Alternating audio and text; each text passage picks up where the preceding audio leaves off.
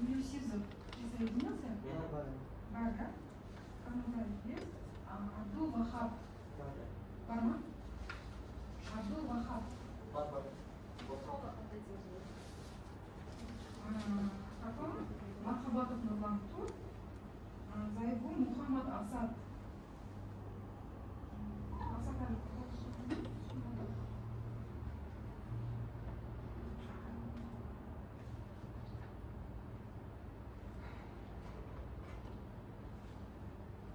Так, есть рецензент, понятно? Только Асада нет. Ну, он вообще должен быть обязательно. Да. Нет, он же писал 1 минуту. Спасибо же.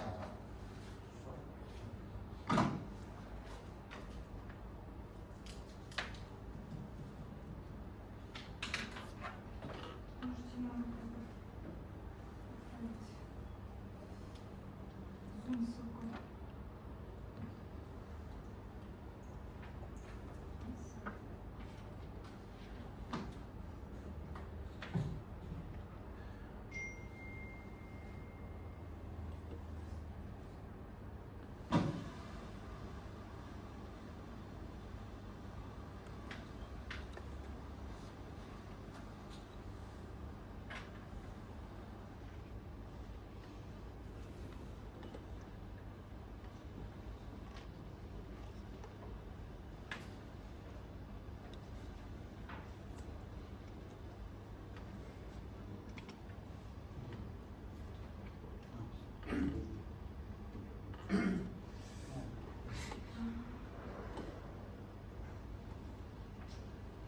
Мой, кажется, это мистер Асад, да? Или это больше Асад, да, мистер Асад? Yeah. Yes, hello. Okay. So we can start, I think. So today on the agenda is the defense of the teaching by Shynarbek, Nurdaulet, Recording in progress. Nurdaulet, and the title is Computational Analytic Approaches in Generalized Continuous Functions.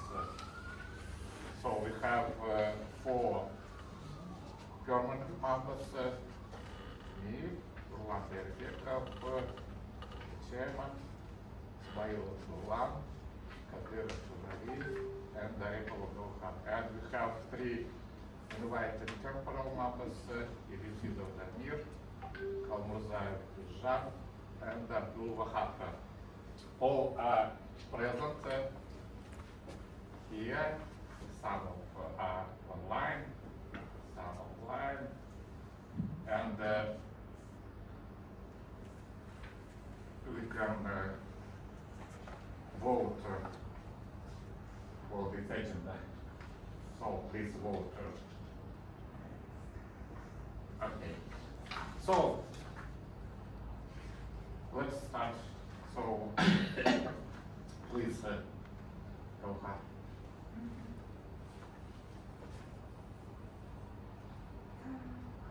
Хорошо.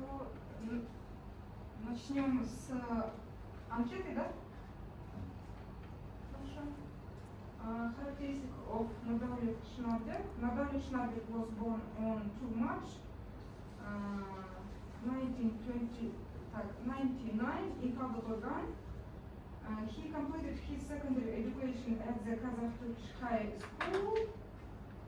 From 2016 to 2021, he studied mathematics at Nurdaulet University and obtained a Bachelor of Science degree.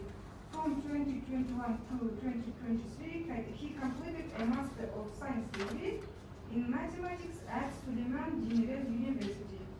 Since January 2024, he has been pursuing a PhD in mathematics and statistics at SDU University. During his professional career, Nurdaulet Shynarbek has worked at SDU University in several academic and administrative positions. He has served as an assistant instructor, senior advisor, coordinator of the mathematics educational program, and teacher researcher.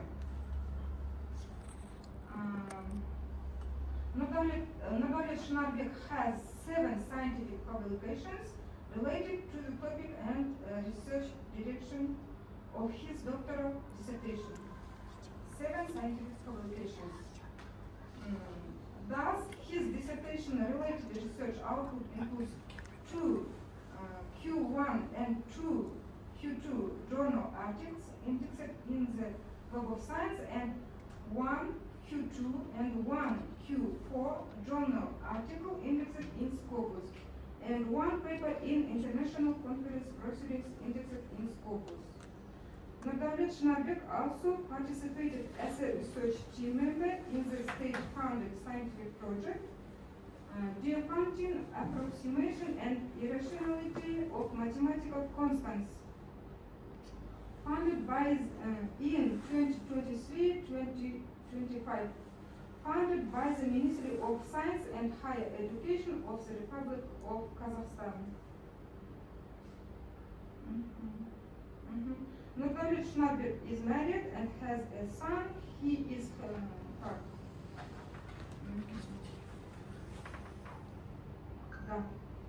his educational background, publication, report, participation in a state-funded scientific project, and personal qualities provide a strong foundation for his further academic and professional development. This is characteristic of Nurdaulet Shynarbek. That's all? Да. Есть вопросы по анкете? So, no questions. And now we can begin the defense center. So you have 25 minutes.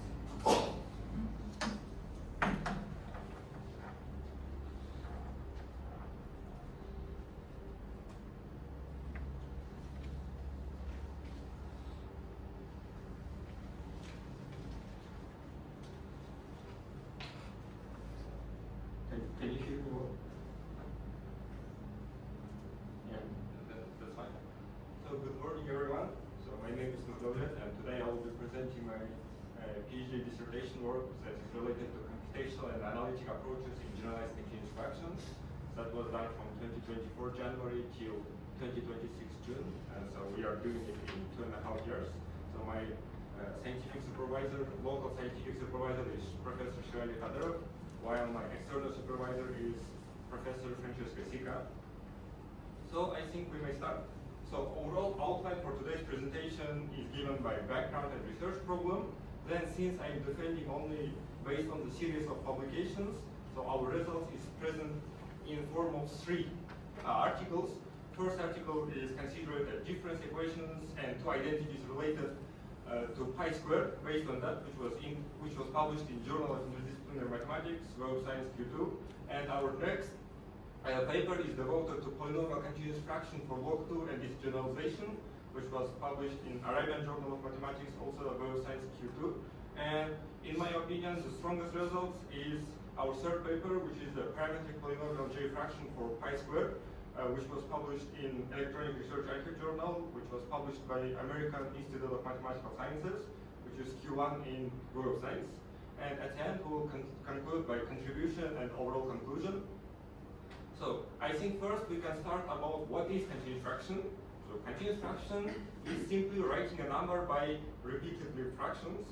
So this type of writing is very useful in rational approximations, and that's why this is what it makes it interesting in number theory and particularly in approximation theory. And overall, the form of general continuous fraction you can see from the box here, where x is a number and b0, a1, and nested fraction is representation of continuous fractions. And in more compact form, we can say that it can be written as b0 plus continuous fraction of an divided by bn. And if you truncate at any given point, at point n for example, then xn is given by b0 plus an divided by bn from 1 to n. And as a result, we are getting convergence that is represented by numerator an divided by denominator bn. Okay, said that, I want to present 2 most famous examples of simple continuous fractions. So as you may see, the first example is √2, and the another example is pi. So if you look for an example with √2, you can see that numerators is always 1 and denominator is always 2.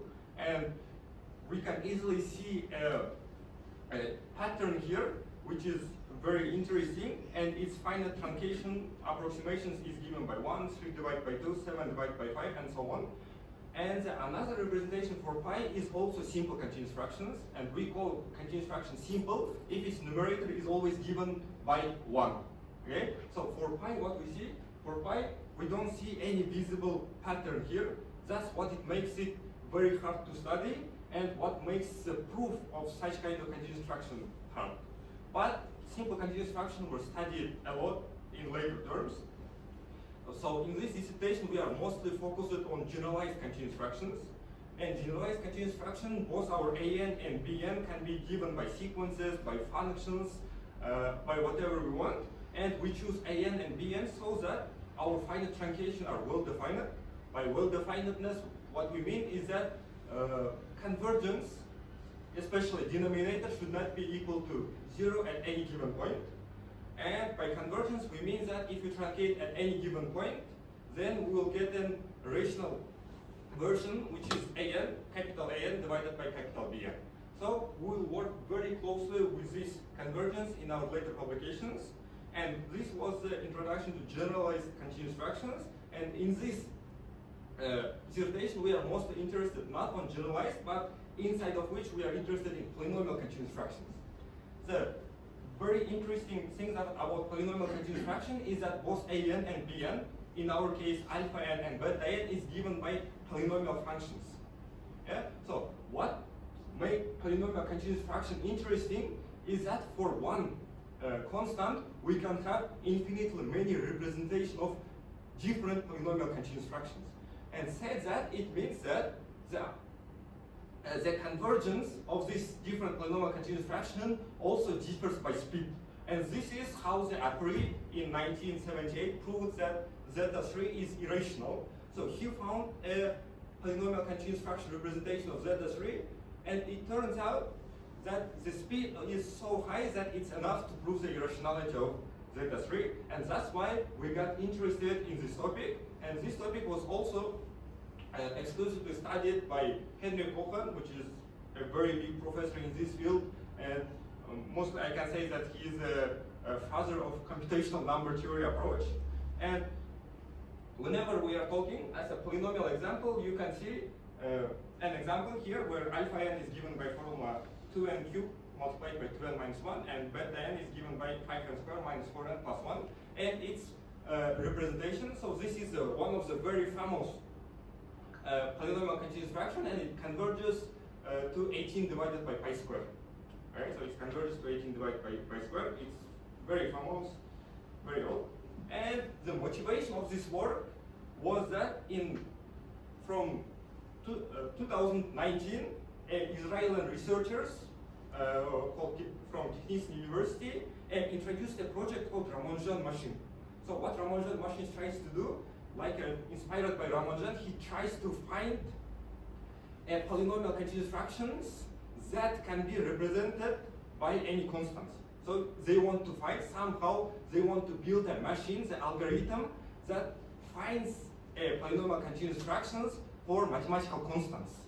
So, and they were successful enough so that in 2021, one of their big papers with a lot of conjectural formulas got published in very good journal in Nature. So, which give us very inspired. We get very inspired by that and try to prove that conjectures.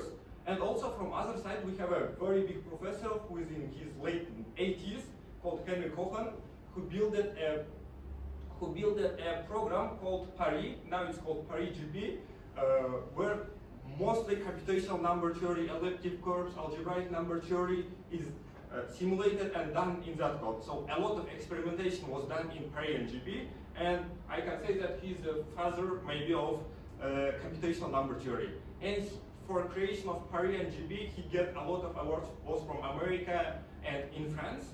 And he recently published a database of continuous fractions that contains more than 1,700 polynomial continuous fractions that represented by constants, that represents constants. And he says that more than 1,500 of them are still unproven, are still conjectural. So what we have that Ramanujan machine generates conjectures from one side. From other side, we have Henry Cohen, who does analytical proof of that, and also he found using his PhD code more than 1,700 polynomial continuous fraction representations, and we were interested in that. And a lot of work has been done in order to prove these conjectures, but the problem is that they were proving the isolated cases of polynomial continuous fraction.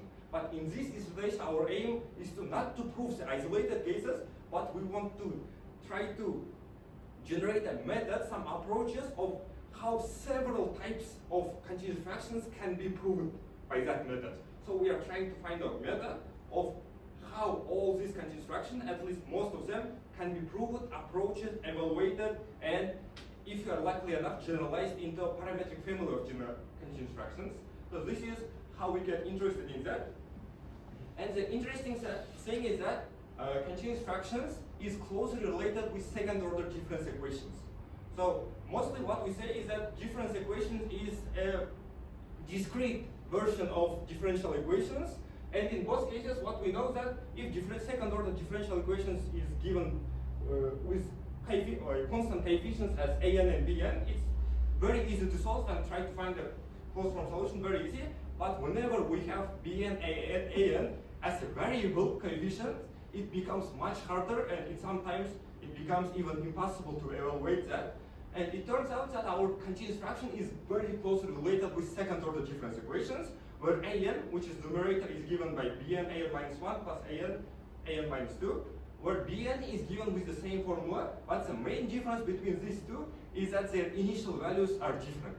Okay, that's why we need to approach it differently. And the main idea is that whenever we are trying to prove, evaluate, or generalize continuous fractions, first thing that we should do, we should try to understand these recurrence relations, both an and bn.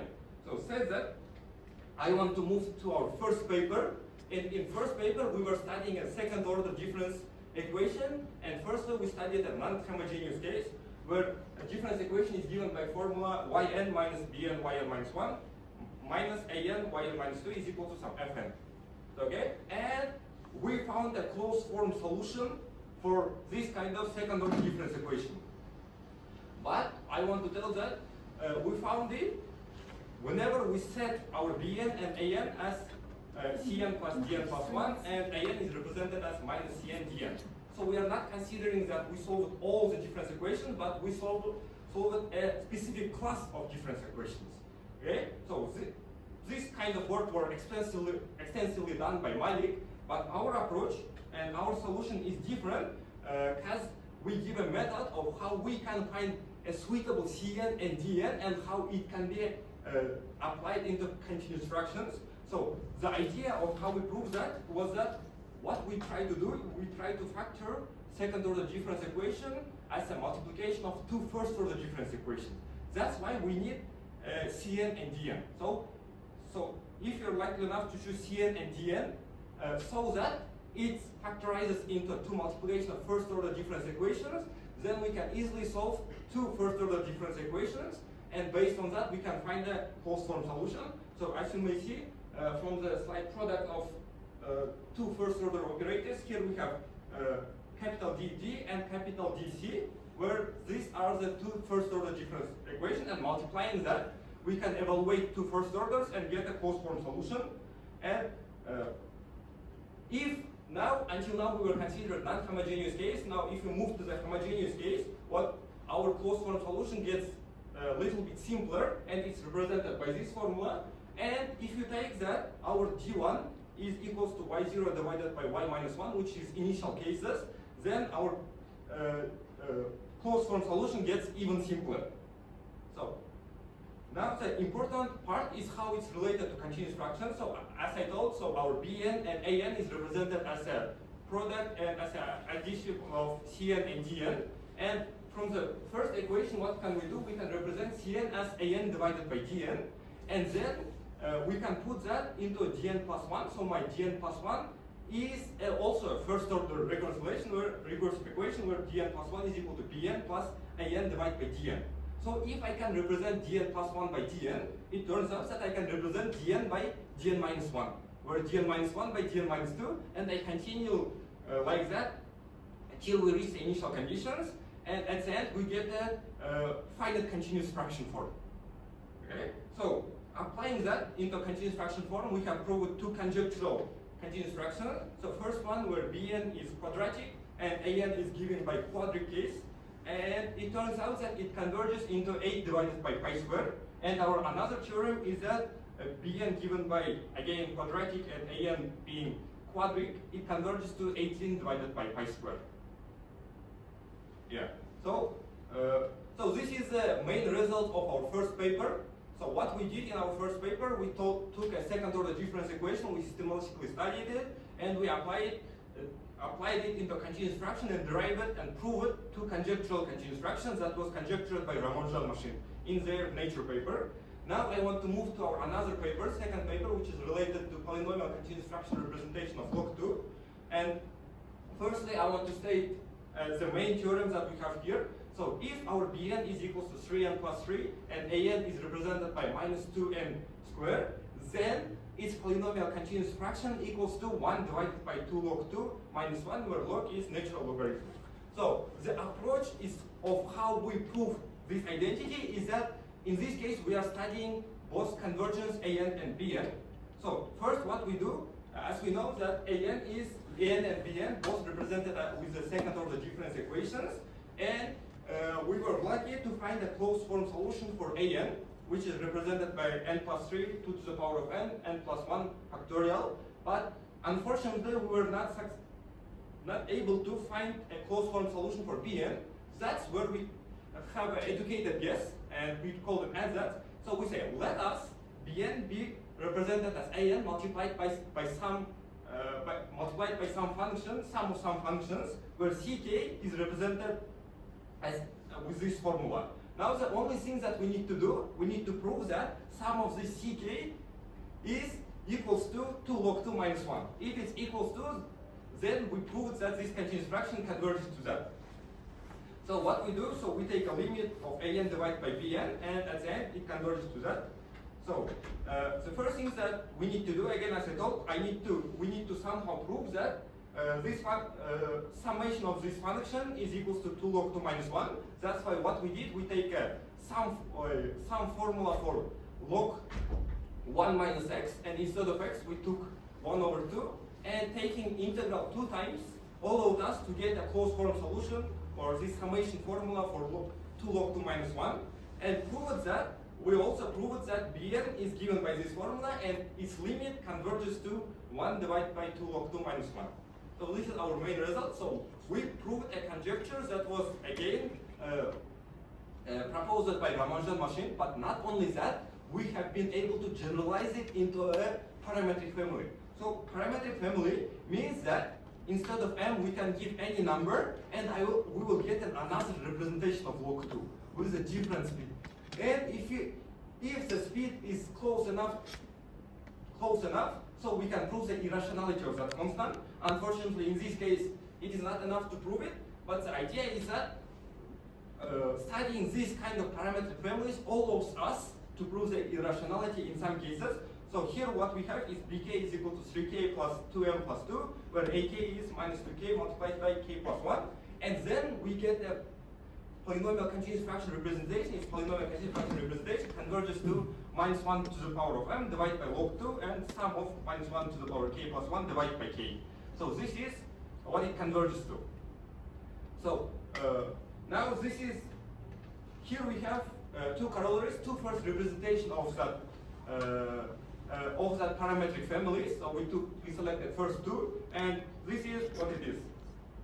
And now we are done with our second paper. I think now we can move our third paper, which is, in my opinion, is the strongest result. So as I told, Henrik Håkan was a very famous, very powerful professor in number theory, especially in analytic and computational number theory. In one of his recent papers, he proposed a conjecture into a parametric continuous fraction that is represented by an and bn, as you may see formula. And he says that, he suggests that this polynomial continuous fraction converges to pi squared. He didn't exactly say to which value of pi squared it converges, but what he said that most probably it converges to, and we tried to prove it. And the problem with this approach is that both in AN and BN, what we have a very high degrees. So AN is represented by second degree n to the power of 2, and Bn is n to the power of 4. Then what it means that convergence An and Bn grow very fast.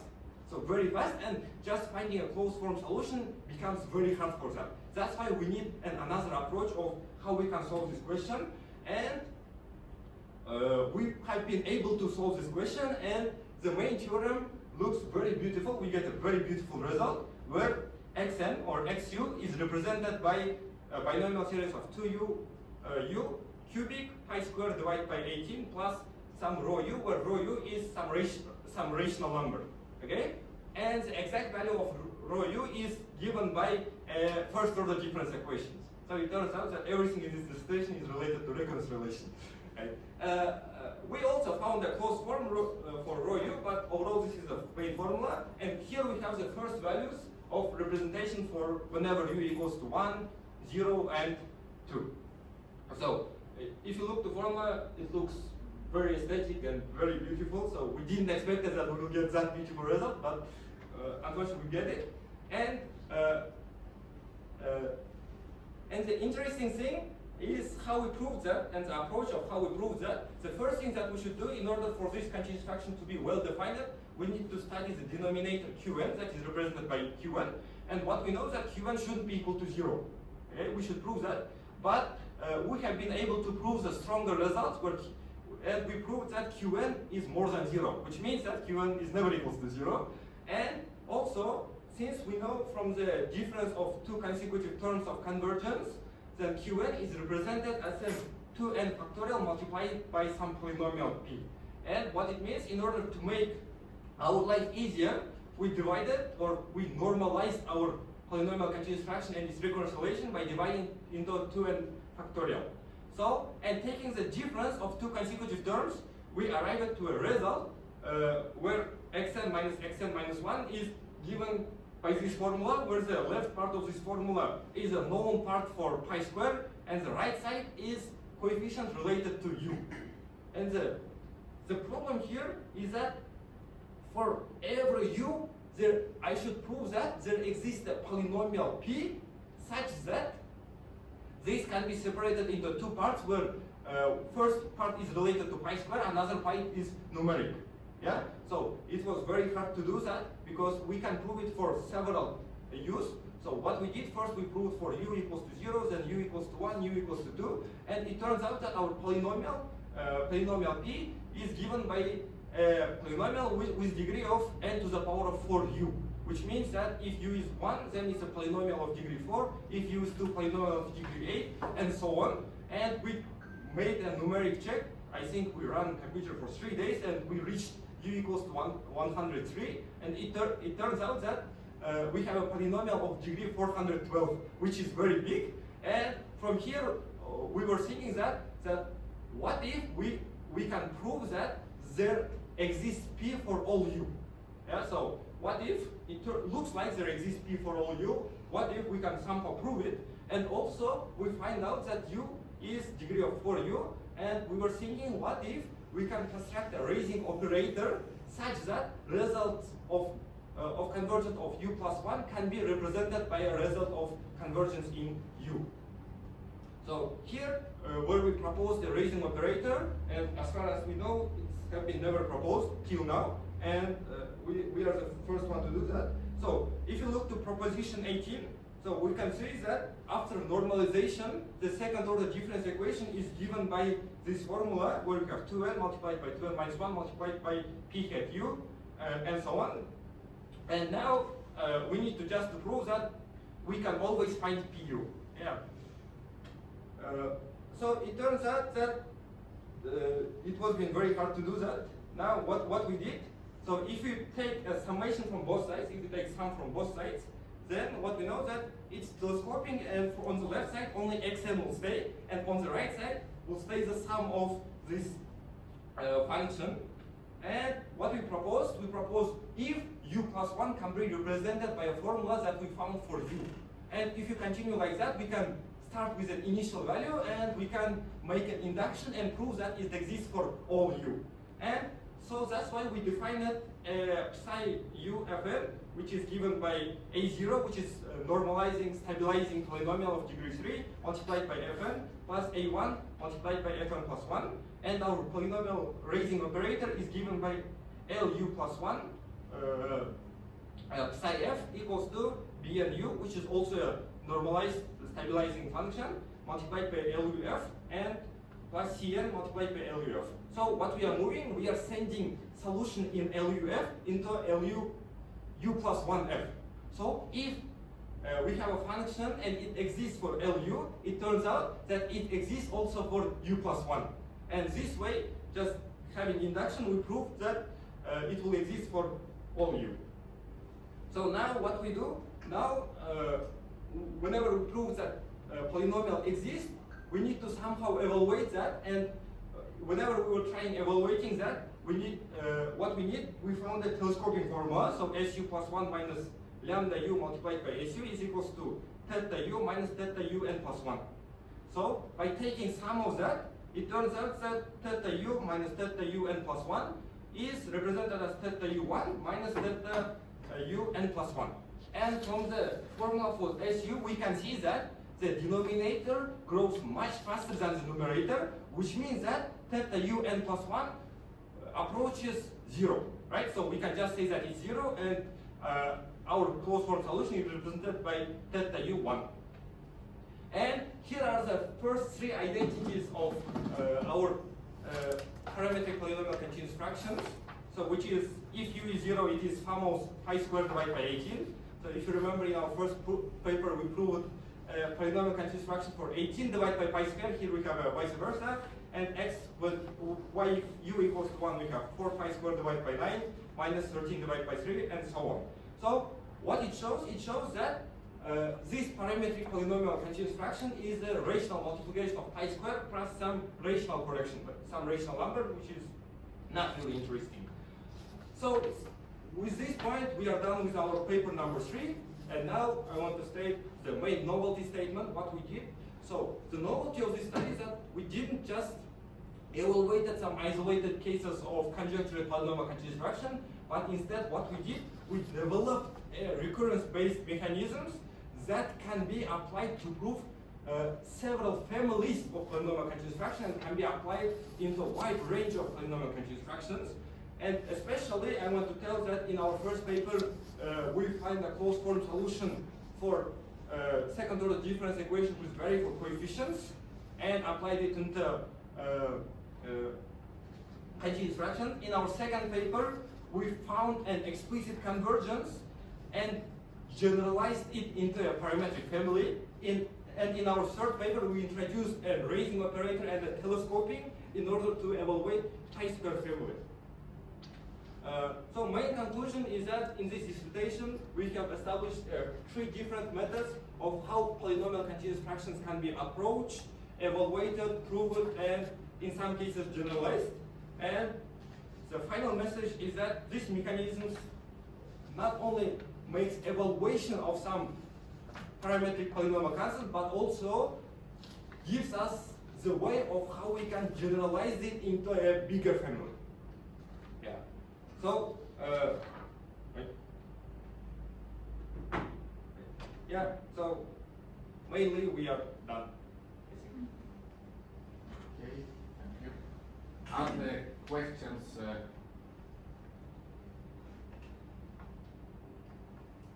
Okay, we have no questions, so we can proceed further. And what is on the agenda? So we have our local supervisor. Переходим к вопросам. Да, А, имеется вопросы имеют? Да, Окей. да. Переходим к вопросам. Можно задам? Да, конечно. Микрофон. Я хотел спросить, вот мы несколько репрезентаций вот этих чисел иррациональных нашли, да? Ну, полиномиальные вот эти фракции. Я хотел спросить, а можно ли как-то, не знаю, обобщить эти результаты, ну, например, сделать для их суммы или для их умножения? Да, можно. Что можно сделать? Например, Раманжан машин, о котором мы говорили, нашли polynomial continuous fraction representation для z3 плюс z5. Это было, в принципе, давно известно. Также есть, например, полиномиальный continuous fraction для e to the power of p, e в степени p и так далее. Вот такие можно их делать на умножение всяких констант, их суммы, но вообще сама идея... А между ними умножать можно? Да, можно. Тоже можно. Ну, можно, но это сложно. Но сама идея of continuous fraction, сама идея заключается в том, чтобы мы получили, чтобы мы смогли доказать иррациональность каких-нибудь констант, чем Раманжан машин и Кохан занимались, как последователи API. Сейчас пытаются, что они пытаются? Пытаются доказать, что Z5, Z7, Z9 тоже иррациональны. Вот этот метод. И этот метод самый многообещающий, так сказать. А бывают какие-то иррациональные числа, которые такие презентации не имеют? Нет, таких не встречал. То есть, как минимум, любую можно превратить в обычную continuous fractions. Скорее всего, можно в полиномиальную превратить. Потому что все константы, которые я знаю, имеют полиномиальную continuous fractions. Это сложный вопрос. Можно вернуться на 15-ю, по-моему, страницу? Да, конечно. Вот тут в CK там на знаменателе там 2 степени k минус 1 есть. Да. Из этого он не перестает быть полиномиальным? Смотрите, вот CK это просто сумма. Что мы пытаемся делать? CK это не continuous fractions, то есть не цепная дробь. То есть мы пытаемся доказать, мы пытаемся доказать, что цепная дробь, которая represented by Bn and An, сходится к константе 1 делить 2 лог 2 минус 1. И для того, чтобы это доказать, мы имеем дело с convergence An and Bn. Да? И сама идея заключается в том, что мы нашли closed form solution для An, и теперь, если мы найдем closed form solution для Bn, просто взяв лимит n до бесконечности, мы можем доказать, что она convergence to 1 делить на 2 лог 2 минус 1. И тут основная мысль, может ли логарифм be represented by суммой от CK, где CK вот эта формула. И мы это доказали, взяв 2 раза интеграл from both sides. Лемма 11. А для P раньше было известно, правильно? Да. Тогда и умножать можно. Значит, для P квадрат тоже известно, правильно? Да. Для P куба P в четвертой степени известно. Но из-за того, что уже известно, что они иррациональны, это не особо интересно людям изучать вот эти темы. То есть в основном мы пытаемся изучать то, что насколько быстро он convergent to given constant, если он достаточно быстрый, that's proof irrationality. То есть тут вопрос или доказательство того, что она иррациональна, или эстетики, да? Найти какой-нибудь коренной категорий, который очень красивый. Да. I can make one quick comment. Basically, if I understand your question. Вы потом будете объяснять, да? Нет, он может... So basically, if you have a representation of pi, and you have another range for, let's say, log 2, if you multiply, it's not clear what is the representation here. It's hard. I mean, just because you have two representations, if you multiply, there is no formula that gives you a nice representation. So that's a challenge. It can be done, but it's not obvious. I want to ask some questions as well. Can you hear me? Yeah, I can hear. Okay, good. So can you, using your methods, can you give some presentations for zeta functions? Some representation to zeta functions? Yes. Actually, yes. So we have a paper that is related to three new parametric family representation for zeta 3. It's still unpublished, but we created and proved as three new parametric family for zeta 3. Yes, that comes from Euler type continuous fraction representation. So actually we can, right? Okay, so can you prove that zeta 3 is irrational? Yeah, so if you're talking about that new three representations that we found, unfortunately they cannot prove that zeta 3 is irrational. They only give some new parameters, some new representation of that, but its speed is not fast enough, yeah, to prove Okay, irrationality. and from which constants can you prove irrationality using your method? So for now, the main question is about the irrationality of Catalan constant.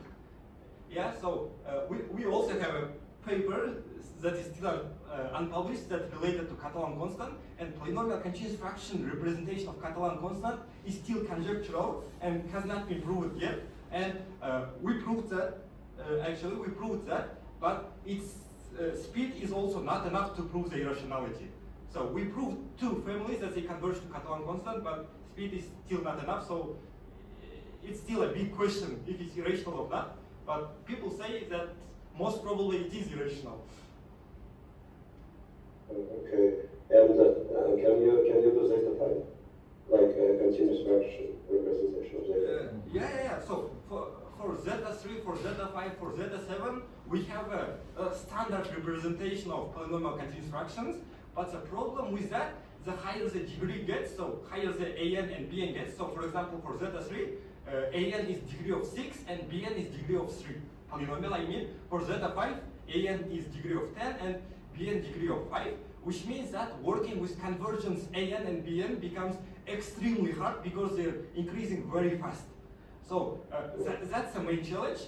Normally we have one representation of these constants, but they are not proving irrationality. So another question is about papers. As you don't have a dissertation, you just have papers. And as I see, all your papers are co-authored with other people. So what can you highlight? What were your contributions? Let's start from the very first paper, the second order difference, where we proved second order difference equations. So my main contribution was that I helped to find a closed form solution for a non-homogeneous case and help converting it into polynomial continuous fractions that represents a constant. In log2 cases, I helped proving that that series CK converges to log2, and also helped generalizing that family into a parametric family. And third paper is mostly I have done most of the things. So I think like 90% was done by me, right? Вот у меня к членам комиссии вопрос. Вот здесь с формальной точки зрения то, что презентуется без диссертации и на основе там 3 статей, то есть это там формально выполнено эти критерии. Ну, причем статьи там в соавторстве там с несколькими. Я не услышал вопрос. Плохо слышно. Можете повторить, пожалуйста? Да, я отвечу на этот вопрос, да. Докторант выходит как бы на защиту по серии статей, и у него имеются 3 статьи, которые удовлетворяют условиям защиты. Все 3 статьи и удовлетворяют условиям защиты. Ну, то есть по этим 3 статьям можно не писать диссертацию, так? Да. Если имеются 3 статьи, которые удовлетворяют условия защиты, можно не писать диссертационную работу. Просто предоставить серию, то есть список статей, серии. Поэтому, да, диссертация вот так выглядит. Да. Да. Да, я тоже заметил, что это какой-то странный, там, каждая глава, как будто одна статья. Да, там 3 статьи. Ну, вообще было бы лучше, конечно, видеть диссертацию, он говорил про те результаты, которые не включены в эти статьи, есть также в диссертации, которые можно включить, в принципе, тоже. Ну, тогда вы, Это надо было бы сказать, когда лучше. они выйдут, тоже вопрос такой спорный. Ну нет, вы диссертацию можете включать, несмотря на то, что они не вышли также. Ну, вопрос, вы на защиту результатов, которые не опубликованы, тоже довольно странно.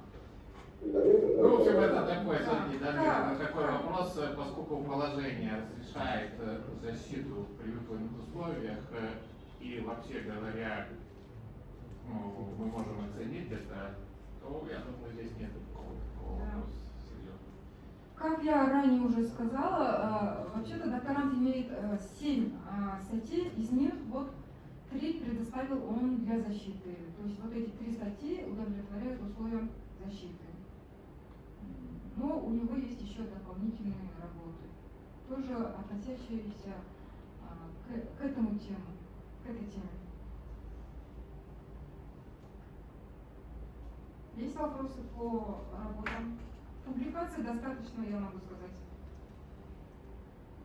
Так, еще вопросы есть с диссертантом? У нас еще будет в это время для дискуссии, да?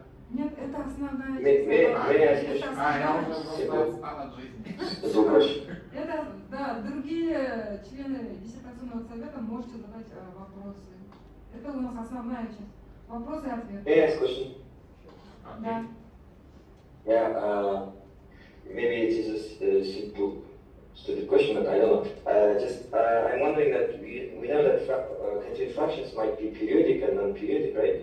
And I just want to know that how that periodic continued fraction affect on convergence of your polynomials, or maybe it doesn't affect on that. I don't know.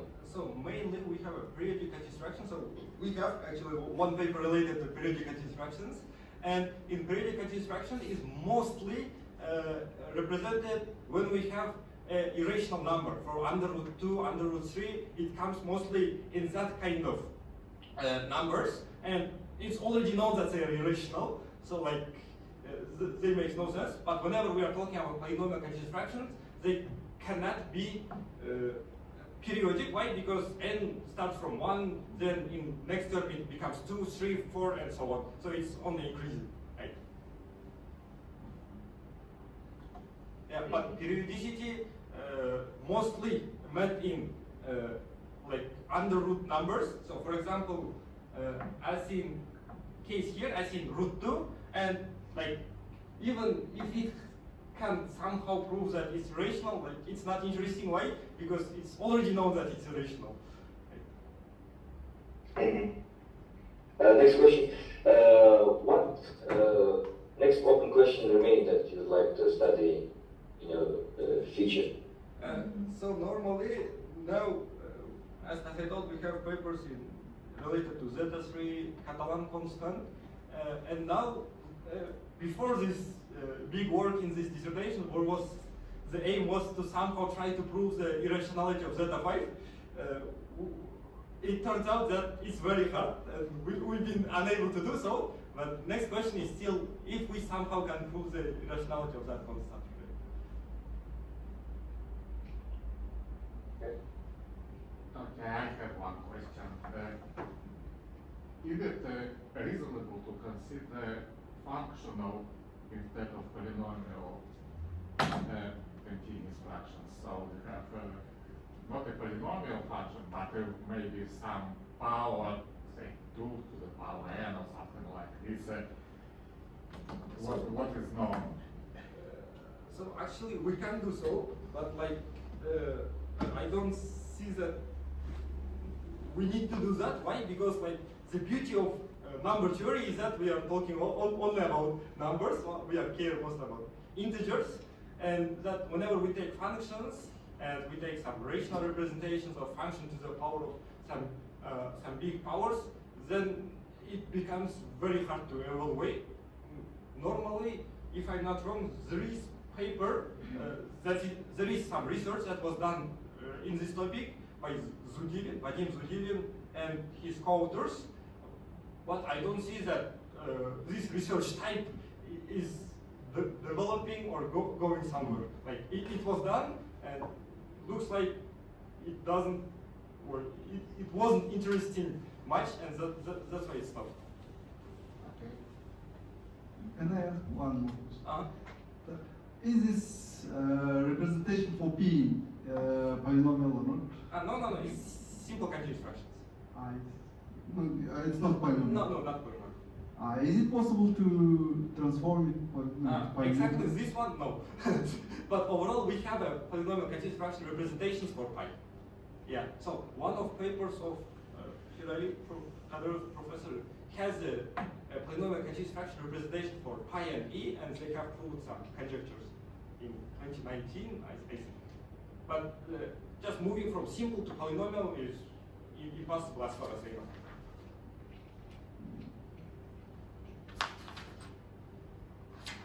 Другие вопросы? Other questions? Yes, I have questions. Can you hear me? Yeah. Okay. Nurdaulet, that was nice presentation. I have some small questions. The first question is, you said in the first paper, setting up the extension question, and you converted it into a business situation, and then you matter to obtain close conflict. So, did you solve some question which whose solution was unknown, or the answers that applicable to only to the known questions?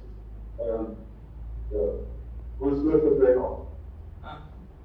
So I think there is some problems. Like I didn't hear your question well, but if I understood correctly, you are asking about the different equations that where Bn and An is represented as addition and multiplication. Yeah. So it is not working for all difference equations. Unfortunately, it's working for a separate class only of these continuous fractions, where we can divide An and Bn into this kind of two polynomials Cn and Dn. So if it is possible to divide, then we can easily transform it into a polynomial continuous fraction, and we can easily evaluate that.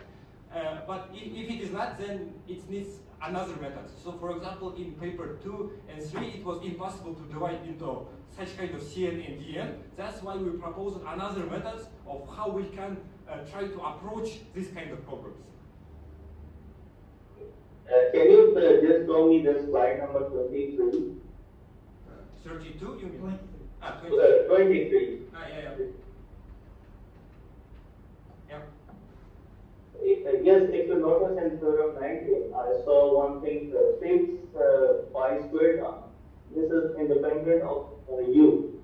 So is there some respect between them? I always see in the results that the term with pi squared is independent of u. Because this difference depends on n and u. So is there respect between them that this guy is always independent of u? So sorry, I because of some sound distraction, I didn't hear well your question. Can you see that there is a term 6 pi squared term? Yeah. So This is independent of you. It does not depend on you. Yeah. So this is specific reason. So yeah. So if I understood correctly, so you are trying to ask if our pi square is independent of u, right? Pi square Yes. representation. So actually, that's what we wanted to prove. That's the main part. So if you move to the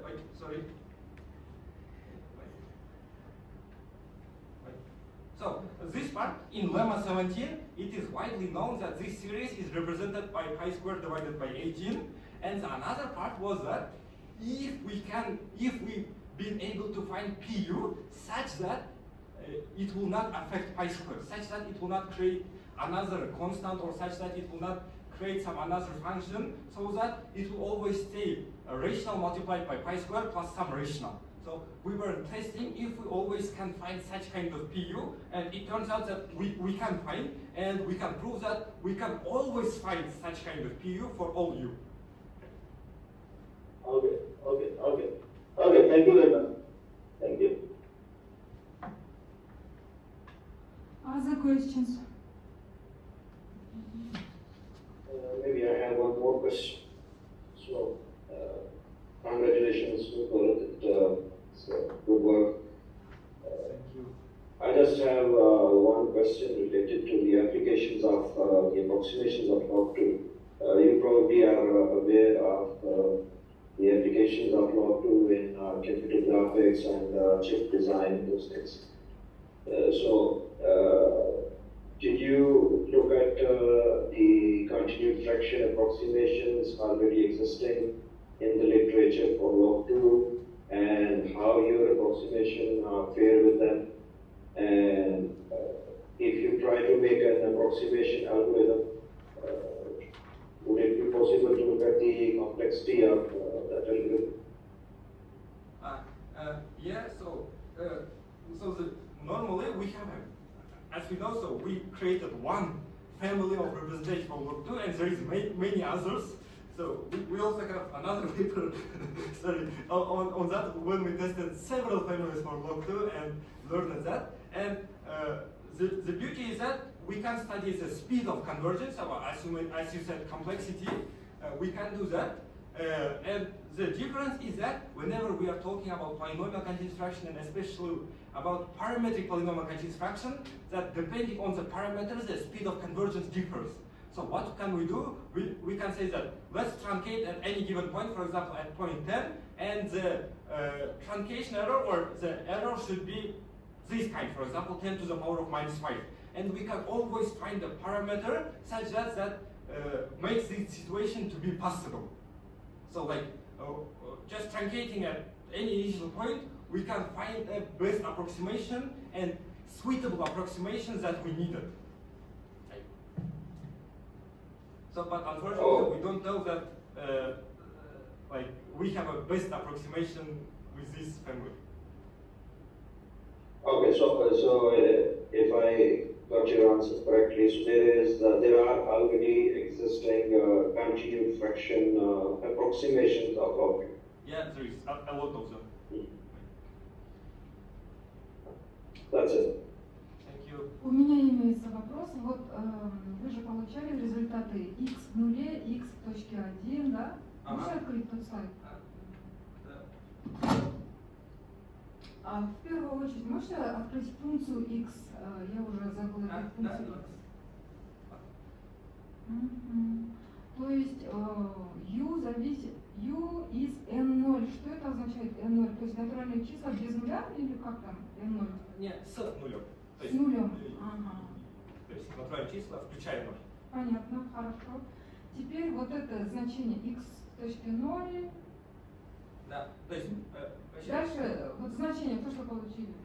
Вот x в нуле π квадрат на 18, x в точке 1, x в точке 2. То есть ваши вот эти результаты, они убывают или возрастают? Получили какую-нибудь закономерность? Дальше следующие там результаты, всегда в следующих результатах везде появляется π квадрат, верно, да? Да. X в точке 3, в 4 и так далее. Да. То есть результаты убывают или возрастают? Да, они возрастают, то есть мы можем увидеть, что xu is given by formula, по этой формуле, binomial 2u, и насколько мы знаем, binomial, он всегда растет. Получается, репрезентация для u чисел 1, 2, 3, он всегда возрастает. Возрастает? Да. То есть он всегда Ну, растет. например, вот x в точке 2, 12 π квадрат минус 14 1421 на 12. Мне кажется, там получится отрицательное число, да? Вы имеете в виду это? Ну, насчет именно этого... По x значение у вас возрастает или убывает? Вот этим вопросом мы не задавались. Мне кажется, возрастает. Я имел в виду, что он возрастает именно... Да, и к чему то, да, коэффициент π квадрата. Интересно, к чему даже стремиться? Например, x в бесконечности. Не знаю. На минус бесконечность получается? Возможно. То есть это не было нашим главным вопросом, не задавались этим вопросом. То есть здесь во всех результатах x в каких-то точках везде появляется π квадрат, да? Но там общая формула будет для них или что?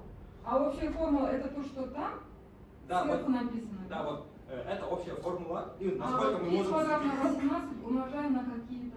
Ну да, коэффициент u, где u это, который мы выберем, плюс ρ u.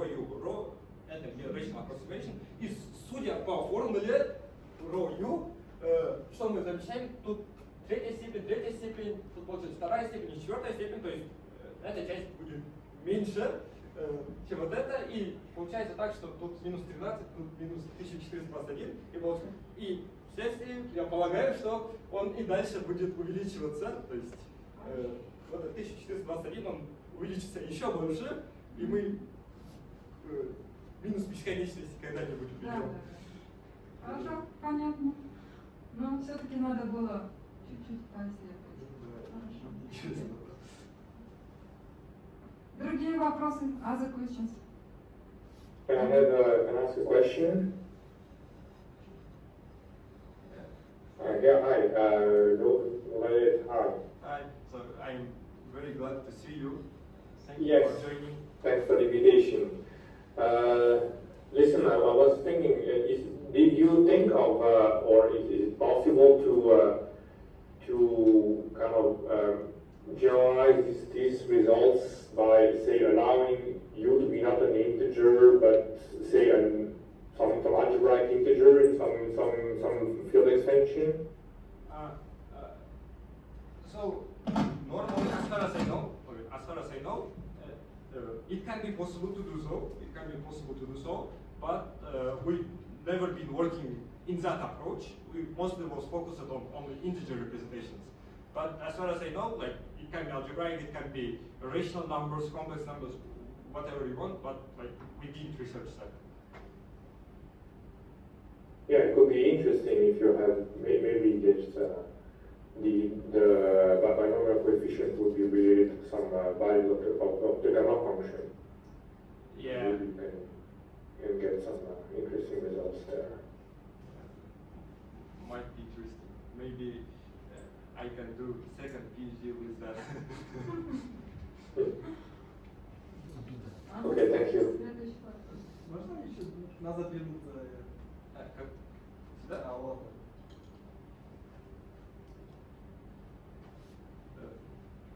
Здесь этот XU к бесконечности как будто не стремится. Да?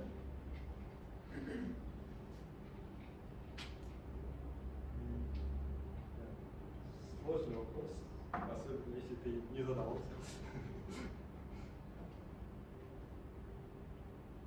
Но вообще, самое интересное и самое, what I'm proud of about this result, то, что сам профессор Кохер не доказал это, а оставил как conjecture.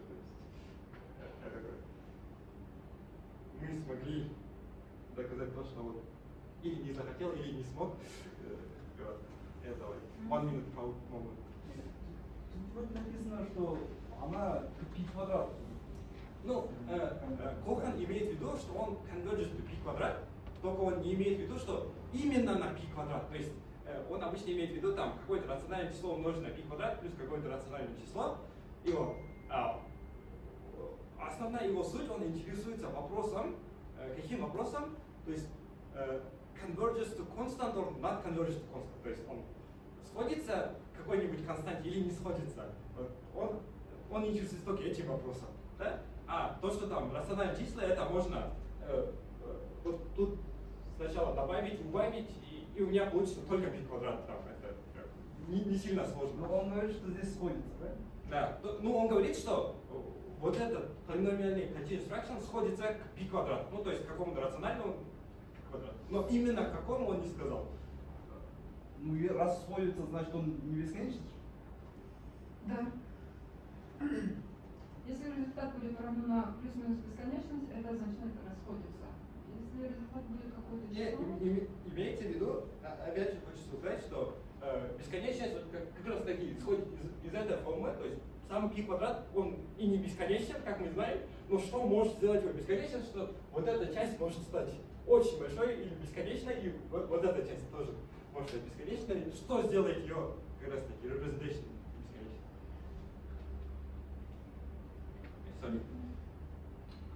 Еще вопросы? Other questions, dear members?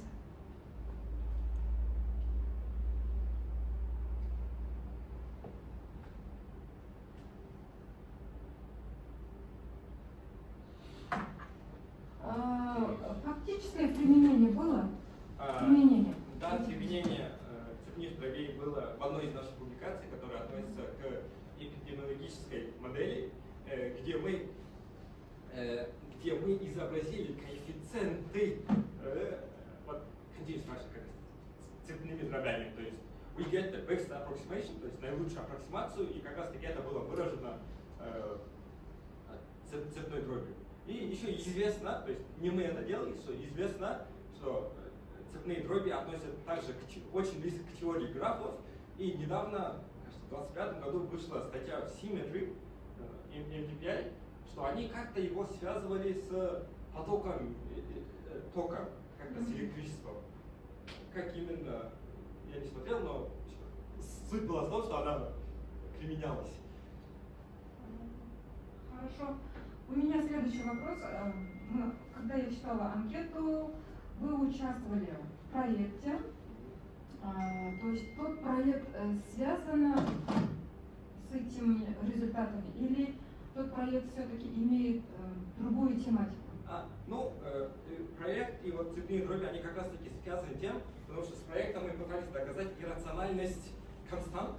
И получается, как раз таки вот цепные дроби это один из методов, как мы можем доказать иррациональность. То есть, они очень даже близко связаны. Понятно. У меня нет вопросов. У вас? Все. Other questions, so I think Do you have any questions? How I can ask? I am the part of some papers. So it's better to ask.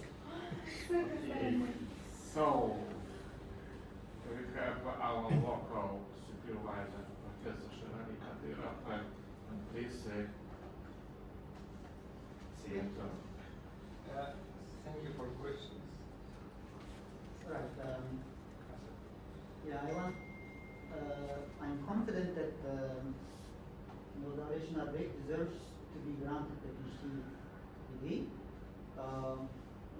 Special based on his three papers. Basically, I happen to know him. In fact, I was his supervisor when he was doing his master's also. That's where we sort of started with this project. So this 2023-2025. So the name of the project was Diophantine approximation and the irrationality of constants. So there are two different topics. And somehow we were aware of this Ramanujan machine project from Israeli professors. In fact, we wanted to go there. We were making some discussions, meetings, but then the Palestinian conflict started, so we couldn't go. So Nurdaulet was part of the members. We published many papers related to Diophantine approximation and somehow connection between them. And the first paper that Nurdaulet presented was in fact one of the project papers also about this solving the difference equation and the pi square. The other papers is not directly, it's not a part of the project. So what else? So in the first two papers, as Nurdaulet mentioned, basically we had more or less like an equal group contribution with the co-authors, but the last paper, the Q1 paper that he published recently, that's one of his main contributions. So we co-authors basically had some discussion, like we tried to understand together the Cohen's papers. There are many papers on archives. There were 200 pages or something. And so we are trying to understand what he's trying, how he's trying to do the polynomial representation, and so on and so forth. So in the third one, so basically Nurdaulet managed to obtain this representation of pi square following the Cohen's conjecture. So Cohen conjectures that this should work. He said there should be some constant, but he said this should be very difficult to do it. So he was more or less pessimistic that maybe anyone can do it. But luckily, so in the first attempt, I think Nurdaulet managed to do it for every u. Like if you U1, U2, So the algorithm can find the polynomial. So you can do this forever. You can run the code. But then, so basically, we were not be able to do the analytic part. So that was like a difficulty.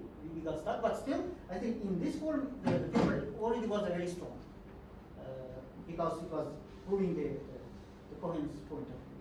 But then he had the idea of this raising operator somehow. It converts the u to u plus 1. So if you know the polynomial, this pu for u, then you can do the pu plus 1 somehow. Surprisingly, there was a connection, and in fact you can find the solution. So there's some TGS calculation going on there. So I think he put it in an appendix or something. So so that was, I think, like a new method. That's a completely new method by constructing an operator. And in number theory, what's also interesting is when we have a series, we somehow try to have there's a main part and there's an error term, right? So, and you want to have this error term cancel out somehow. And surprisingly, he also managed to find this telescoping sum, and you get the precise the row, right? You can even find the row. So that was something really interesting. I think really interesting result, and I'm very happy for him. But unfortunately, all these things are started from the APRI, so from 1978, when he made the breakthrough proving the Riemann zeta function, the zeta 3, we now call it APRI constant, so it's irrational.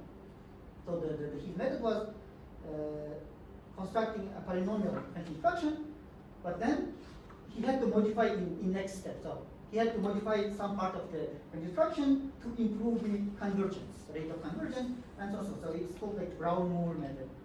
And luckily, the cancellations work there because it's small and zeta 3 is relatively small degree polynomials. So it kind of works. Some diagonalization method, it works, and eventually it proves. And then people try to imitate the same method for zeta 5 and so forth. So far, no one could do it. So it seems like a really, so in our project, we hope that maybe we could find a nice polynomial, and using the similar transformation tricks, maybe we could eventually get the zeta 5 irrational. In fact, the Professor Sika was also involved in the project as a foreign member. But yeah, I think it didn't work. But still, I mean, constructing the family of constructions, I think, is really important for rational approximation, for speed of convergence. Maybe eventually, maybe one can use those things eventually to prove the irrationality, we hope. So again, I think this is a nice work, and I support Nurdaulet to be granted the PhD. Thanks. У меня имеется вопрос к руководителю. Если смотреть публикации, то есть все публикации имеются авторы, да, то есть все работы были опубликованы вместе с руководителем. То есть в каких статьях студент работал по большей степени сам? Right. So basically, again, the first two ones, the related to pi squared, the difference equation, and the log 2. So it was mainly like we were working on this project, and we were meeting every week. We were doing some seminars, doing papers. So these ones we had an equal contribution.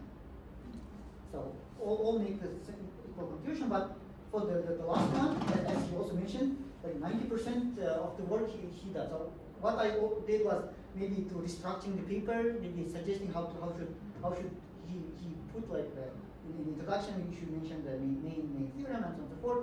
How you should do which part you should move to the maybe appendix to make it simpler and so forth. So my main contribution was like checking his proofs and basically suggesting how to make the write up. So other than this, I mean, he made all of the work. Struggle.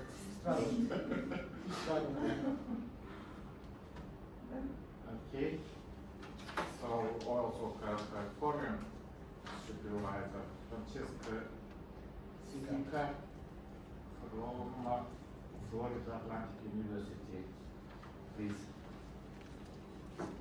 if you can stand.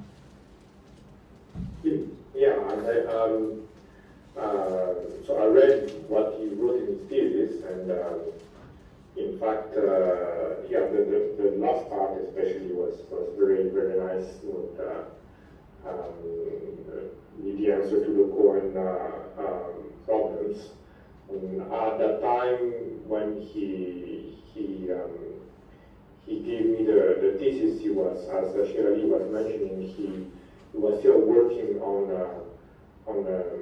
generalizing the approach to all integers U, and then at some point he wrote to me that he managed to do that. I think that was really impressive. So to me, it's a very nice piece of work which shows great skills at technical manipulations, and especially at looking at patterns in these representations, and where it's but where it's really not easy to do really. So he has really good skills in this respect. Okay, thank you. That's all. And your conclusion is? Oh yes, I should definitely be given a PhD. Okay. So, reviewers. So we have two reviewers, and one is Marhabatov Nurlan from Gurmedov National University.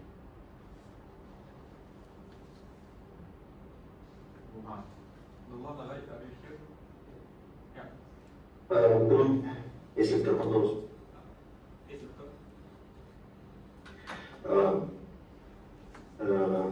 Thank you. The work proposes new and well-reasoned analytic and computational methods for the study of generalized continuous fractions and difference equations. The author systematically applies analytic methods, recurrence techniques, and matrix approaches, Muriel's transformations, and computational tools to the study of generalized continuous fractions and difference equations. The main results of the work reflected and proven in the author's scientific publications published in peer-reviewed scientific journals and conference proceedings based on the quality of the presented scientific work. It is recommended to award Shynarbek Nurdaulet the degree of PhD. Thank you. Okay, thank you. So the next report by Zaygum Muhammad Asad, today at National University. Okay, thank you very much. Can you hear me? Yes. Yeah. Okay. So Nurdaulet did presented all this result very good for me. Also, he has this genuine contribution towards this location. What these publications, this will be presented today, are of good quality, and I will recommend them for the award of PhD.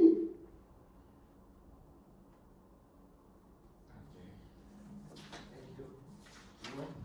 So, everything is fulfilled.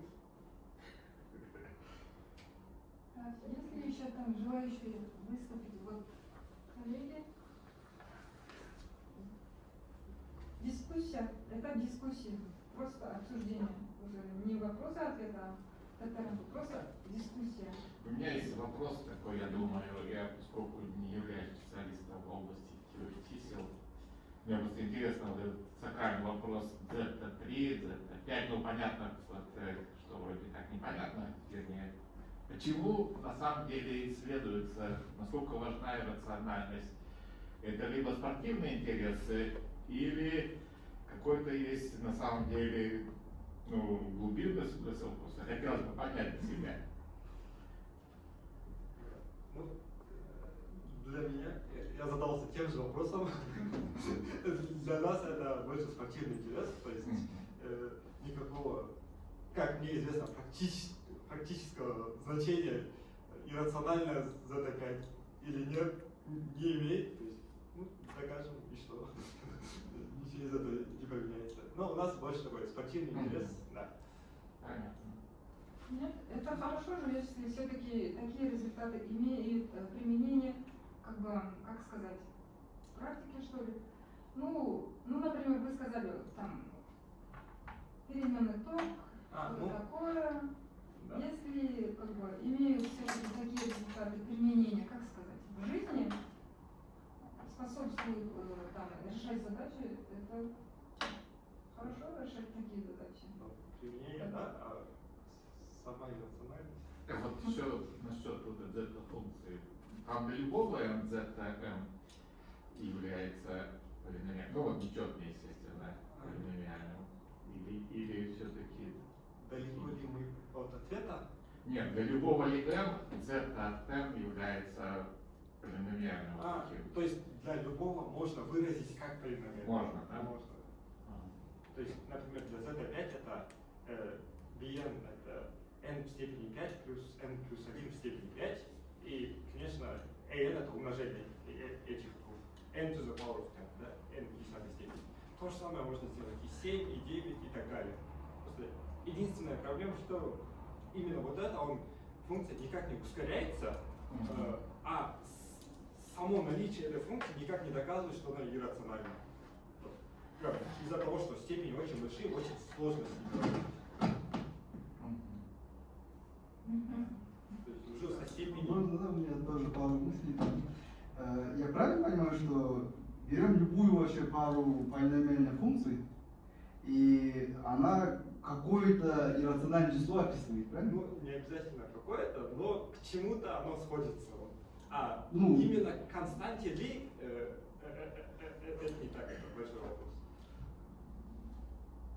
So you have a polynomial. Yeah, if you have two polynomial functions. But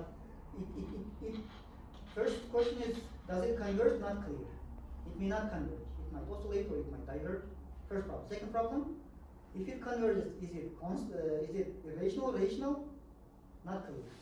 It's not clear. Okay. It's not obvious there. Да. Поэтому то, что делают, например, Рамунжан, Машин, Кохан и другие профессора, они сперва берут полиномиальную дробь, которая известна, например, в нашем случае там π квадрат это 5n квадрат плюс 6n плюс 1, и пытаются искать что-то похожее, например, которое начинается на 5n квадрат, но вот, например, n и однерка, она меняется. То есть они пытаются искать вот какие-то такие репрезентации. Да. Вот. Это то, что делает Рамунжан Машин, и в принципе то, что делает Кохан по большей части. Хорошо, ну, значит, какие-то конверж, какие-то дайверж.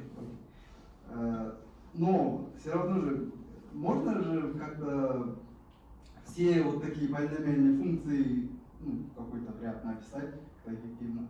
И какие-то конверж, какие-то дайверж, ладно. Если конверж, ладно, они какое-то иррациональное число описывают. Это означает, что те иррациональные числа, которые описываются этими парами функций, ну, полиномиальных функций, они же не могут быть более чем счетных. Правильно? Я не понял. Ну, то есть все полиномиальные функции счетные. Иррациональных чисел вроде как несчетно, Да. а алгоритм у нас, если полиномиальный с целыми процентами, будет давать счетный набор. Вот в чем вопрос. Значит, какие-то иррациональные числа, которые не описываются таким способом, есть, да, все-таки? Другой вопрос, находите когда. Какой именно? Вот насчет этого я не знаю. То есть все константы, которые я знаю, ну, я знаю, не так много имеют, но какие-то, возможно, и не имеют. This thing goes back to Euler, no surprise. So basically there is what's called Euler lemma. If you have a constant represented by any series, you can always convert to continued fraction, polynomial continued fraction. So there is an Euler lemma simple. It can be done. But if you have some constant that does not have a series representation, Does it have a polynomial continuous fractions? It's not clear. No. Интересно. Я еще хотел прокомментировать тоже по поводу иррациональности.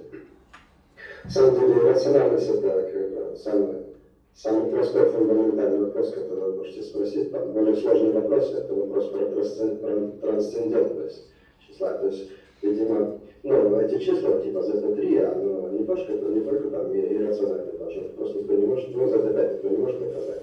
А на самом деле оно трансцендентно должно быть. То есть там у чисел, это фундаментальный вопрос, там у чисел есть иерархия, как у комплексити, как у классов сложности. Самый простой класс, там типа рациональные числа. Потом идет иррациональные числа, для которых очень тяжело доказать. Потом идет там трансцендентные числа. Трансцендентные числа, это уже там, следующий класс. То есть есть еще иррациональные, есть алгебраические числа. Они уже трансцендентные. На самом деле все эти константы, там они трансцендентные должны быть, никто вообще это может доказать. Там за ним скроется там такая сложная математика, там алгебраическая теория чисел, там она связана с модулярными функциями, там на самом деле большая наука связана с этим. То есть там, это не просто там, что там кто-то там какую-то иррациональность пытается доказать, за ней там большая теория кроется. Там еще есть такая гипотеза, что, то есть если возьмете, скажем, z4, z2, z4 в четных числах, они простые константы. Они все такие, π квадрат, π в четвертой на какое-то рациональное число. А если вы берете нечетные, то гипотеза в том, что вообще оно на π квадрат вообще не делится. То есть не получится, там оно с π квадрат не зависит. Но там самый лучший результат, который известен на сегодняшний день, это, есть два результата наилучшие. Один первый наилучший результат, это который там еще в 2000-х годах было доказано, что среди вот z3, z5, z7 и так далее есть бесконечно много иррациональных чисел. И второй результат, что если взять 4 числа 5, 7, 9 и 11, среди них есть хотя бы одно иррациональное число. А вот дальше уже никто там не может ничего сделать. Достаточно сложно. Там вот они, вот эту методику, которую Набери придумал в свое время, как доказать, что z3 рационально, они там из нее выжили все по максимуму. Дальше уже ничего не могут сделать. Вот самое интересное, я думаю, конечно, интересно для какой-то новой константы, при помощи ваших методов получить иррациональность хоть каких-то чисел. Там не обязательно, может, там z5 или еще чего-то, может, каких-то новых интересных чисел. В целом хорошие эти результаты интересны. Хорошо, спасибо. Спасибо большое. Так, еще желающие есть? Я скажу с моей точки зрения, на самом деле диссертация очень сильно отличается от тех, которые я слышал у нас в Казахстане. У нас любят какие-нибудь функциональные неравенства или уравнения частных производных, или теорию моделей, если смотреть ближе туда, либо алгебра в виде всяких там тождеств. В этом смысле это выдающаяся работа, она вообще особняком стоит, и на самом деле она выделяется тем, что в ней просто оригинальные методы, в отличие от всех остальных работ, где более-менее методы развиты, применяются, и так вариации идут. Эта работа выделяется на самом деле своей оригинальностью, и поэтому особенно интересно. Я поэтому на самом деле призываю членов Совета проголосовать за присуждение ученой степени. Мое мнение. Спасибо. Следующий этап. Так, а что у нас дальше там будет? Если нету желающих, если на дискуссию, то... Я думаю, достаточно мы послушали, никто против не выступал. Так, у нас процесс тайного голосования, он на самом деле онлайновый, да? Да. Для всех, и те, кто здесь присутствует, и те, кто дистанционно. Да. Причем рецензенты тоже участвуют в голосовании. Да. И не участвует только у нас Шерали Кадыров, поскольку он руководитель, лицо заинтересованное. Остальные все участвуют.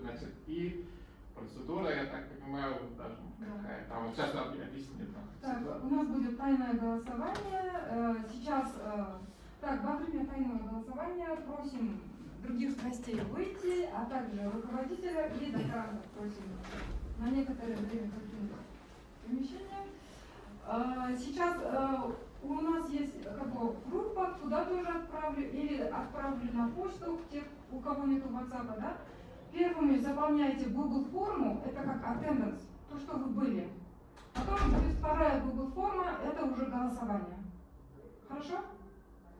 Там не надо какой-нибудь председателя счетной комиссии назначать? Да. Ну, вообще, поскольку, смотрите, электронное голосование, оно автоматическое проводит Google, и поэтому подсчет голосов не требуется. Но формально давайте на всякий случай назначим председателя, членов не надо считать, что ничего не надо будет. А председателя я предлагаю назначить секретаря нашего. Ну, на самом деле никакой роли председателя не играет, поскольку там автоматически все считается. Так, можно давайте проголосуем вот за это. Все, спасибо. Так, ну давайте как-нибудь приступим. Так, что мы должны там получить? Отправим уже? Жаңағы сөздерді ағылшынша сөйлеуіміз керекпіз дейді неме. Тайное, то есть назначаем председателя дейді. По-английски надо то Да, самое да. сказать. Okay, so we proceed to anonymous voting using the Google Forms and everyone, including reviewers, will vote except one national local supervisor, he will not vote. So all of you will receive a request from Google to confirm your presence. This is the first step, and the second step is real voting. So I think it's okay. Okay. Так, что там надо тут? Смотреть надо где? На WhatsApp attendance for voting, да? Registration of attendance. На WhatsApp отправила, это тоже еще я должна отправить. Так, по почте. По почте можете отправить или Сизову? Отправили? А вы никуда отправили? На WhatsApp отправила. Если хотите, могу отправить. Можем отправить на почту.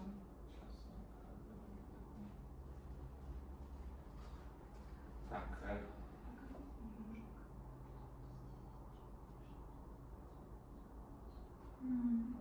женщина, хорошо. Так. а мне какой email отправили? Через WhatsApp не получится?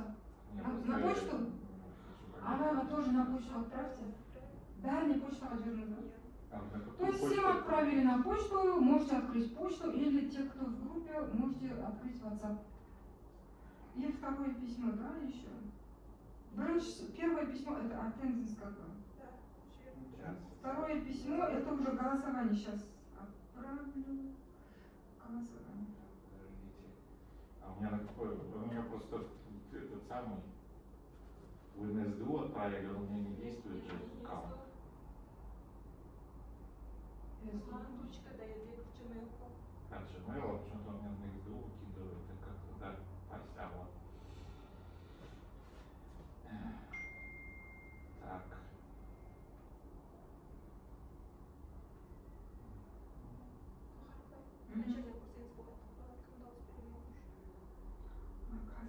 Өзім беріп алайын қазір.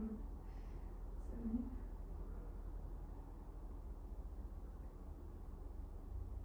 Так, екіншісінде қолданамын.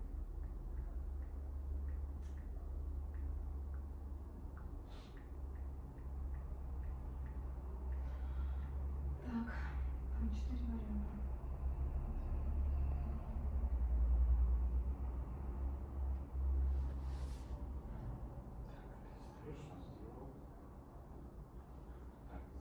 Сразу там надо, да?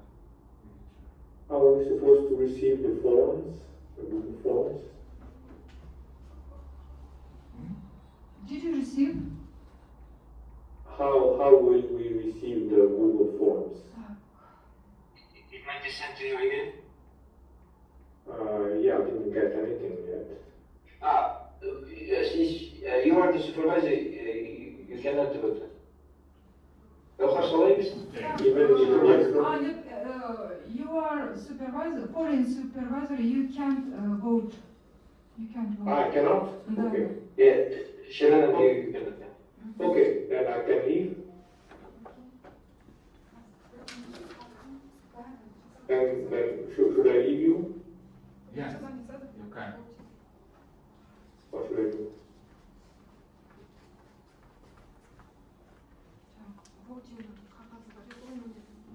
I think in few minutes the results will be announced, so I think they Okay, I gave. stay.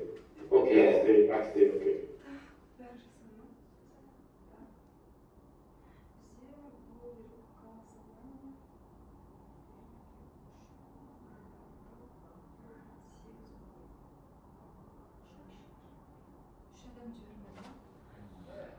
Nurlan ağa siz gördünüz mü? Nurlan ağa siz şu? Так, что у меня сейчас, подожди, я один раз что-то была регистрация. Значит, siz iki Siz gördünüz mü? O da ciddi oldu mu? Kim görüyor жатыр ekan tabi? Я смотрю, это что такое? Вот здесь. Это уже Голосуем. защита. Здесь. Здесь теперь выбирайте.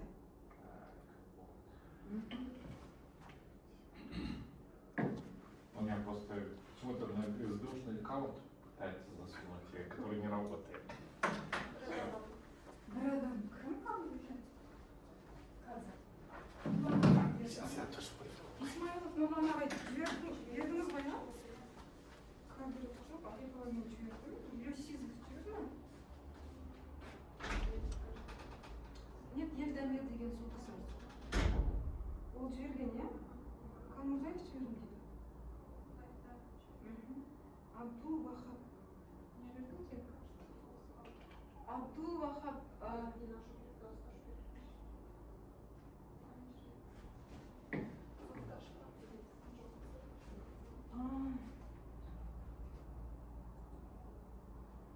Abdul Wahab, did you vote? Can you hear me? Abdul Wahab.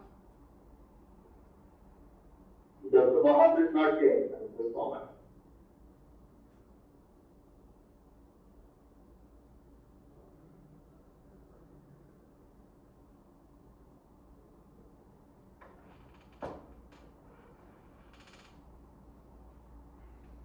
Қалай уже звукты ғана, иә? Келді ме, келмеді ме? Келді ғой деймін. Қанша болды? Вообще. Мынау ғой, иә, мына? Болды. Мынау. Енді ше, в принципе, 100% болғанда мынау көрсетіп болады уже. 100 ғой. Нет, анонимность болғанда члены совета, оказывается. Нет, мына жерін ғана көрсете алмайсыз ба сіз? Мына жерін ғана? Общий не ашла деп Или мынаны вырезать етіп, Word-овский документке қойыңыз ба? Word-овский документ ашыңыз.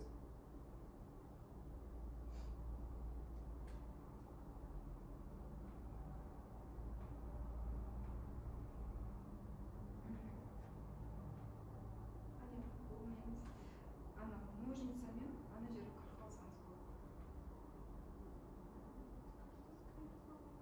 Нет, ножницы алсаңызшы, ножницы.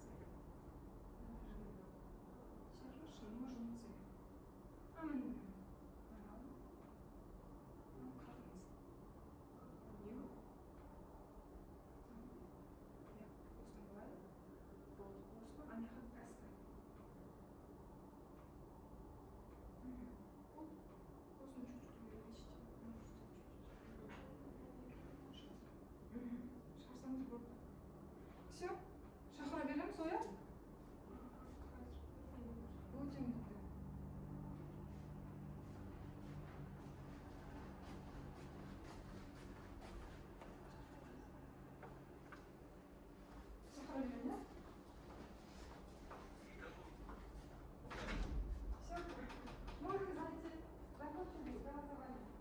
Ожидаем результат.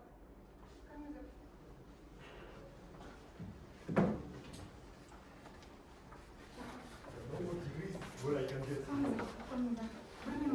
Неміз әлі бағана қағаздарымыз. Бір минут.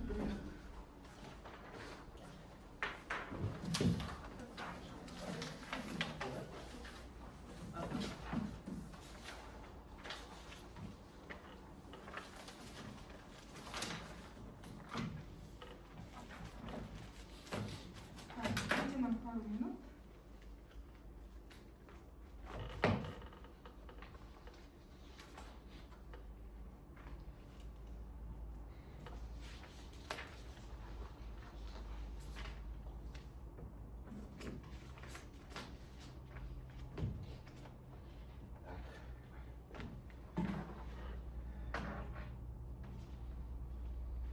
Так, что? Сейчас, Агаль, пару минут. Так. Жузай, можно вас?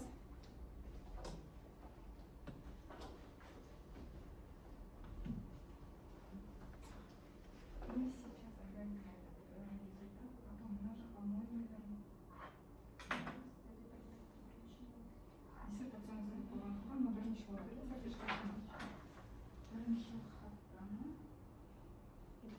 Бүгін 29-ы қандай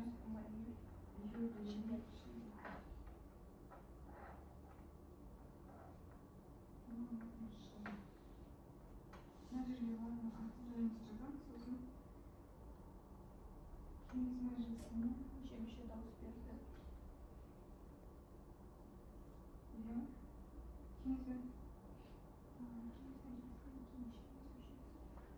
төртеуіне или жетеуіне жеті кеңес мүшесі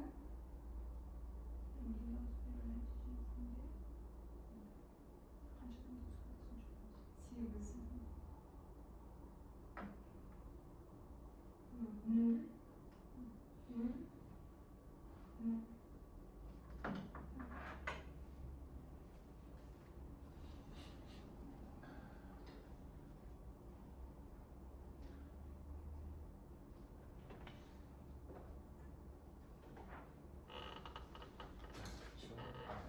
и потом хорошо.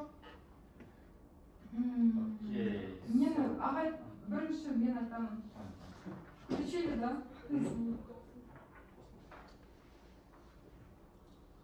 Демонстрацию можете сделать, да?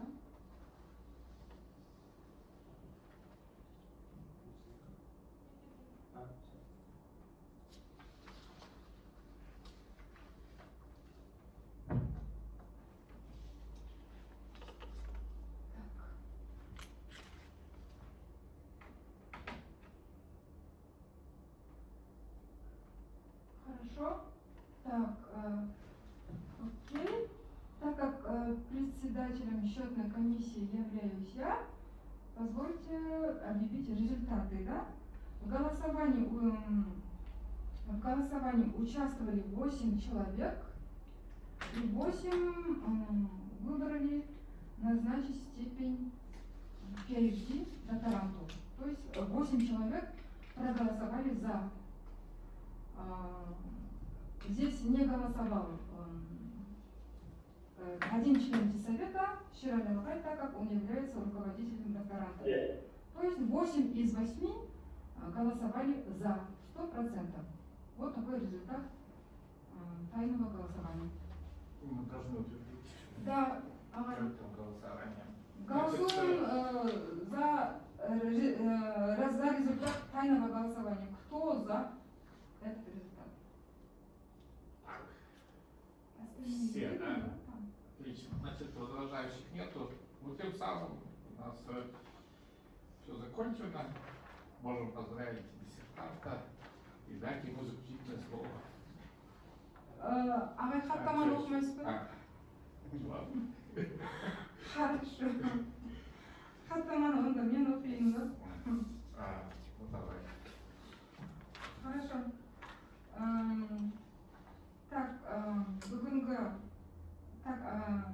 Бүгінгі қорғаудың хаттамасын оқимыз.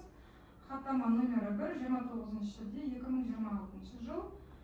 Диссертация төрағасы Дайырбеков Нурлан Сәмханович, диссертация мүшелері Исмаилов Нурлан Аманкелдиевич, Кадыров Шерали Маратжанович, бұл сонымен қатар докторанттың жетекшісі, Арипова Гафар Джумабаевна, Елюсизов Дамир Аскарович, Хамурзаев Бержан Селиханович, Абдул Вахаб, Мархабатов Нурлан, Зайгун Мухаммад Асад.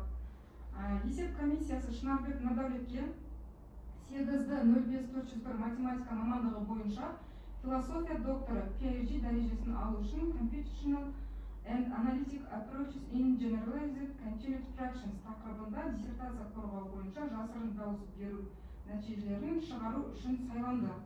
Диссертациялық кеңес мүшелерінің құрамы СДУ университетінің ректорының номері 1102208 6 қыркүйек 2024 жылғы бұйрығымен бекітілген. Диссертациялық кеңестің тұрақты мүшелері 4 адамнан тұрады, уақытша құрамы 3 адам болып бекітілді. Кеңес мәжілісінде 7 кеңес мүшесі, оның ішінде қаралып отырған диссертация саласы бойынша қанша ғылым доктор бар десе?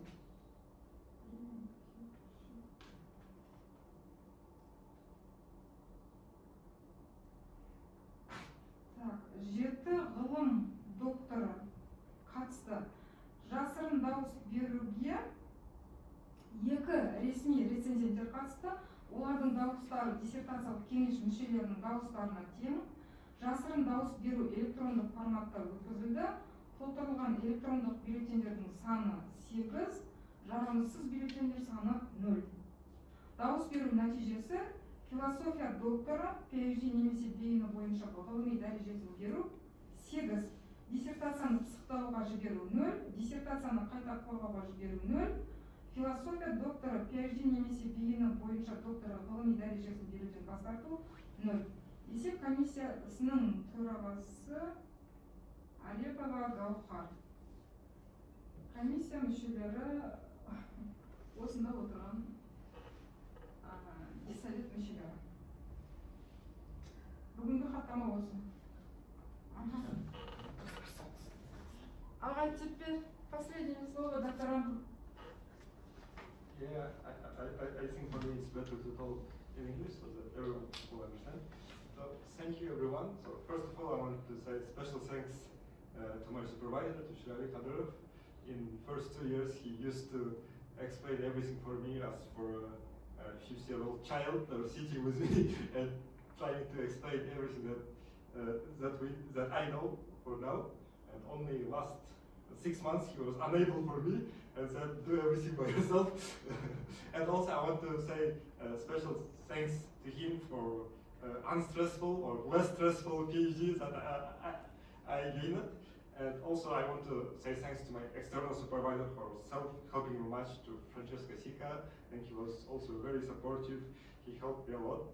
Also I think overall in this dissertation, in this defense, it's not merely my work, but the work of everyone here, and both my students, my friends that have done a lot of work till now and helped me much. And I want to say special thanks to both of the reviewers and also for sending me these reviews, for writing it, for giving good comments. And also thanks for all participants, committee members who agreed to participate and who came here in their summertime and give good comments and good approaches. So thank you everyone. Okay. Поздравляю.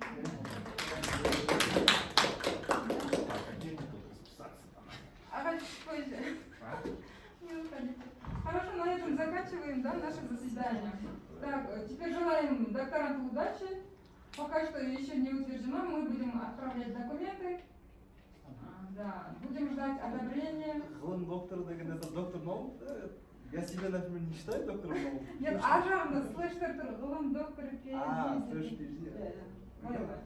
Өзінде таңдалып қалып, вы не верили, только ғылым доктор. Recording stopped.